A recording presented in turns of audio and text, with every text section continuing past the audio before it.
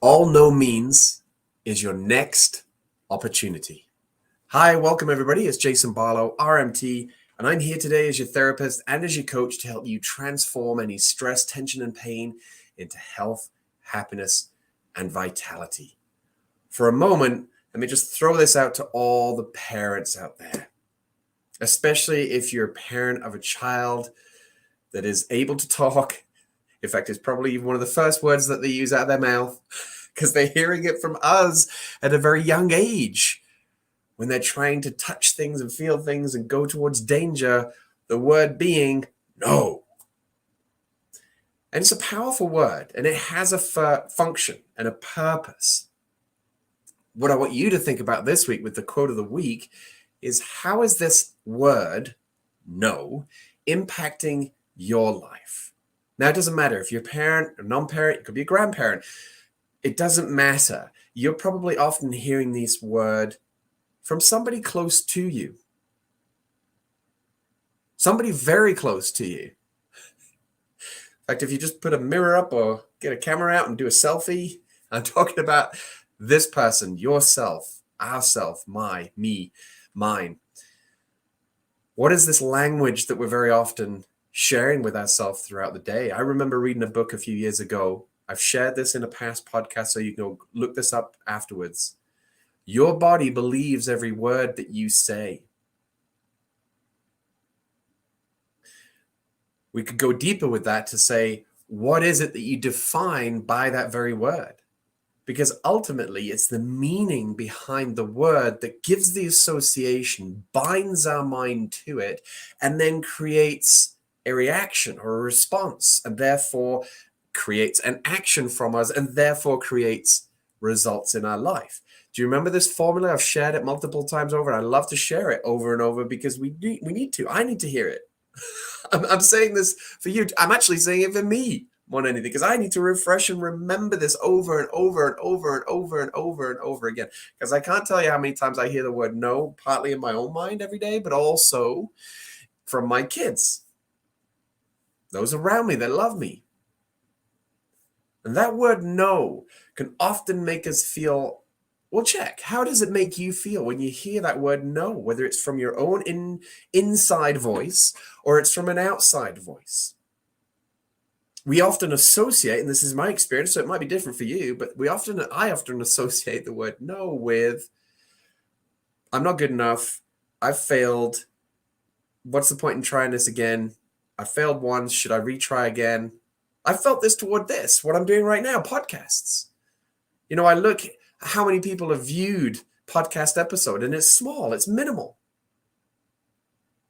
And I found myself going with the woe is me and why are people listening and experiencing this idea of rejection, this NO or no, I'm being rejected.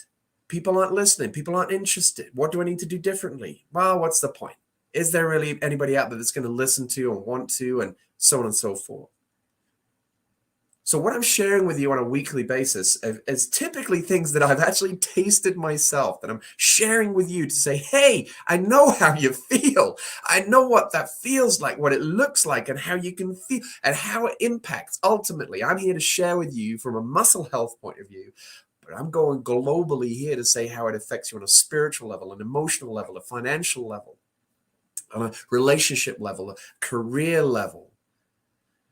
That if we allow this to sink in our mind deep enough, it can weigh us down. It can feel like we're trying to fly and create dreams in our life, but it feels like there's a boulder holding us down. And it might not even be somebody on the outside saying that word no to us.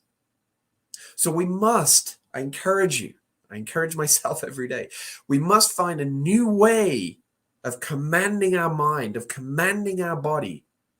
I remember a patient of mine last week said, time flies, but we are the pilot. How are we using that time? In the same respect, there's all sorts of information coming up in our mind every day. Some of it's in control, a lot of it's out of control.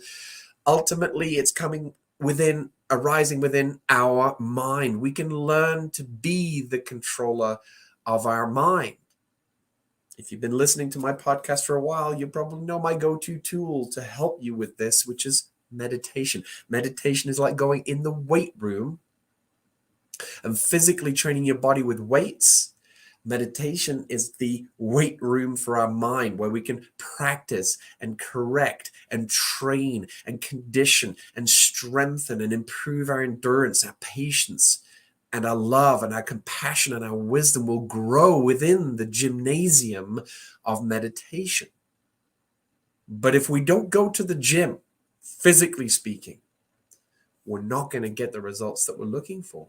If we go to the gym just once a year, we're not going to get the results that we're looking for.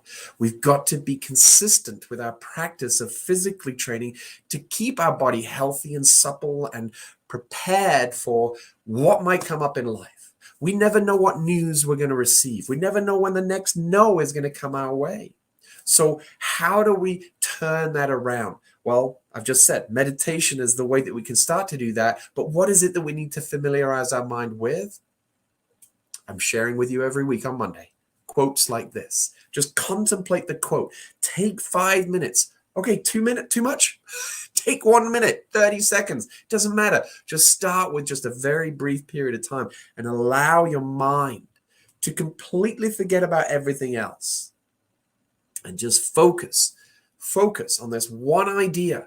Just open your mind, your heart to this possibility that the word no just means next opportunity.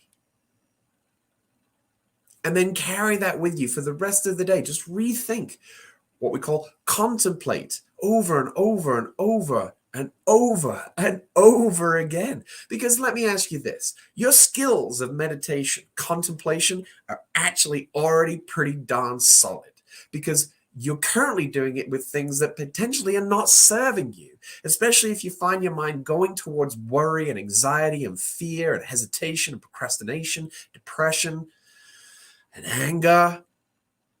These are all trained responses.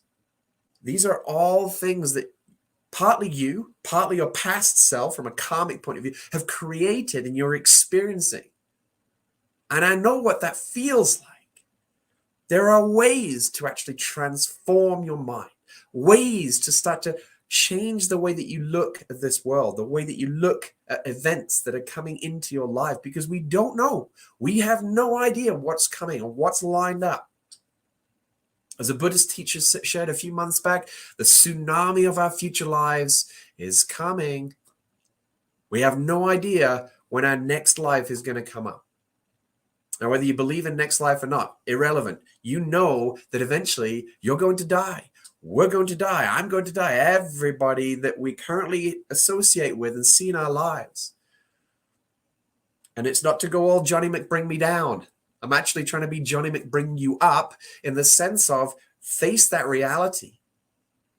Because if you truly abided by this line of reasoning, no means next opportunity. Okay, what's next? How can I go about this differently? What am I learning from this opportunity? Oh, wow. And you can see how you evolve and grow. And what can help compel and inspire and motivate you is recognizing that life is too short and it's extremely precious. It's very, very delicate. Like a water bubble is often described in Buddhism. Our body, our life is like a water bubble. Just like that. It only takes one less breath, right? If we stop breathing, that's it. This life is over. So how do you want to live your life? And I'm here sharing with you some insights, some inspirations, hopefully. If this is connecting with you, great. Follow through with it. And when you have that command in your mind that says no, it's that feeling of rejection, that feeling of fear and hesitation and procrastination, I just package that all together as meaning no. Because we stop, and it can prevent us from moving forward in our life. So turn that around. No means next opportunity. Over to you. I thank you for joining me this week. I hope you do have and find some benefit from it. Listening in on these podcasts, listening into these videos. Please, please, please do share this with other folks. I'd like to help spread this message more and more. And of course, there are countless messengers out there doing the same kind of thing. Maybe this resonates with you and maybe it doesn't. Maybe you need to hear it from a different person.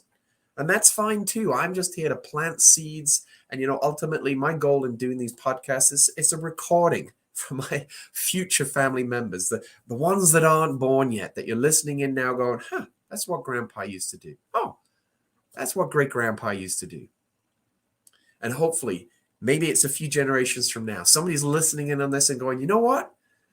That makes sense to me. That's logical. That's powerful. I see where he's coming from. I know the pain that he must have gone through based upon what I've listened in on podcast episodes. And I'm inspired. I want to go do something about it. Thank you very much. Join me tomorrow. I'll be sharing my exercise of the week. We're diving deeper from last week's session. So this is going to be part 2 that we're exploring. I bid you a great day. Thank you very much. Bye-bye.